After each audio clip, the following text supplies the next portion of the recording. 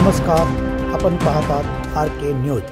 चंदगड तालुक्यात पावसाची संततधार सुरू असून अनेक कोल्हापूर टाईप बंधारे पाण्याखाली गेले आहेत। त्यामुळे तालुक्यातील वाहतूक व्यवस्था काही प्रमाणात विस्कळीत झाली आहे। तालुक्यातील जंगमटी, झांबरे, फाटकवाडी या मध्य प्रकल्पांसह सर्व लघु पाटबंधारे प्रकल्प क्षमतेने भरले आहेत।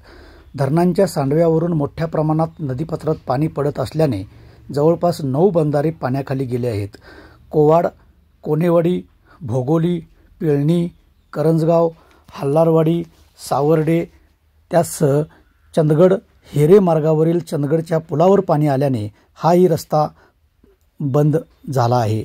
मानगाव बंधाऱ्यावर दुपारपर्यंत पाणी येण्याची शक्यता आहे।